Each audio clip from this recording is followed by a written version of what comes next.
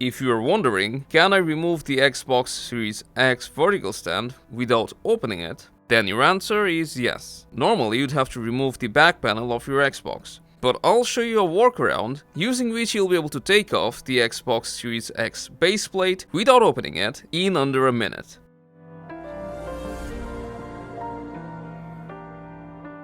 To remove your Xbox Series X's base plate, first of all, make sure to remove any other cables, including the power cable of your Xbox Series X. After that, we will place it horizontally with the back part facing up. This will make the work most accessible.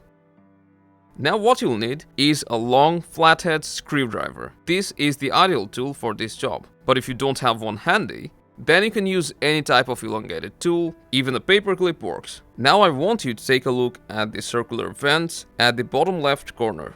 Now let's go to the third one from the left. Now we want to insert our screwdriver at an angle so that it reaches the bottom panel. And what you'll need to do is pry up a hook that's holding the base plate in place. Actually, you'll have to feel what you're doing, cause the visibility isn't great. Now just pry it up with a little force, then you can rotate the base plate counterclockwise and it will undo itself. Voila! Now that the base plate is off, you can actually see what we're trying to do here. Here's our screwdriver pulling up the plastic latch. So hopefully now you'll be able to do it easily. So that's how simple it is to take off the base plate or the vertical stand of your Xbox Series X. If you found this helpful, drop a like, subscribe for more quick guides, and I'll see you in the next one.